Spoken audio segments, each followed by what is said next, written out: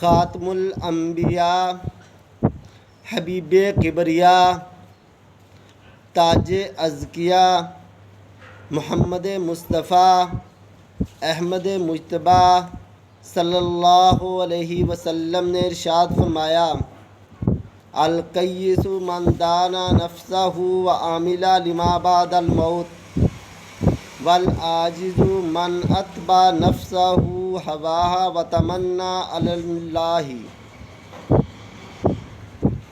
میرے دوست، یہ دور نفسا نفسی کا دور چل رہا ہے۔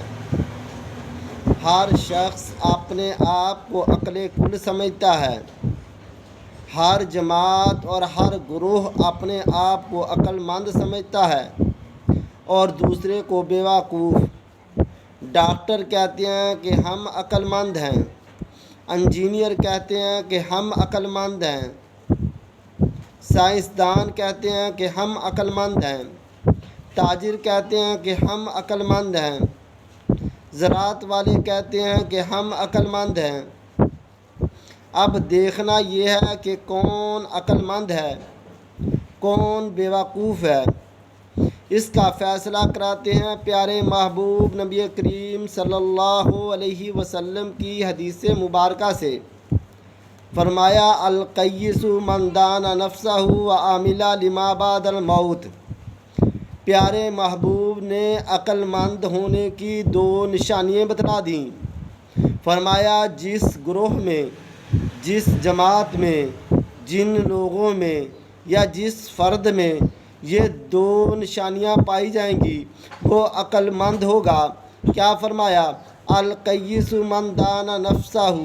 فرمایا پہلی نشانی یہ ہے کہ جس نے اپنے آپ کو گناہوں سے بچا لیا، جس نے اپنے آپ کو گناہوں سے بچا کر نیکی میں لگا لیا۔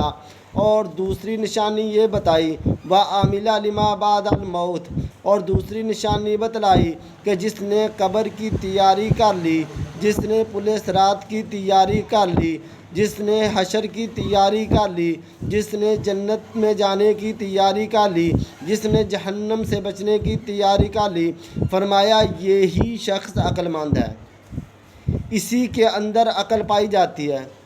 ایسے شخص کو عاقل کہا جائے گا، عقل مند کہا جائے گا۔ آیا اس کے پاس کھانے کے لیے کچھ ہے یا نہیں؟ آیا اس کے پاس پہننے کے لیے کچھ ہے یا نہیں؟ آیا کہ اس کے پاس کار، کوٹھی، بنگلہ، عہدے ہیں یا نہیں؟ عام ہے کہ اس کے پاس مال و دولت ہے یا نہیں؟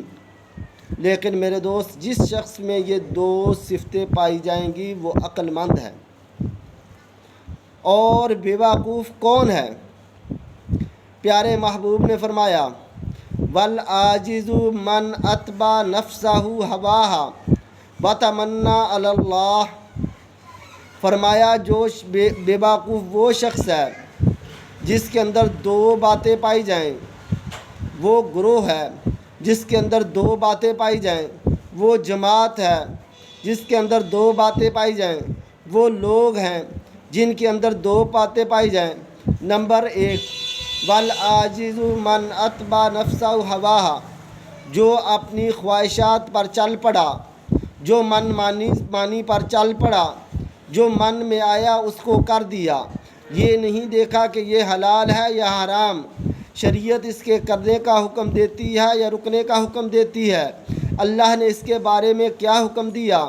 فرمایا کہ یہ ایک نشانی یہ ہے کہ وہ اپنی خواہشات کا بندہ بن گیا، وہ اپنی خواہشات کا غلام بن گیا، وہ اپنی من مانی پر چلنے لگ گیا۔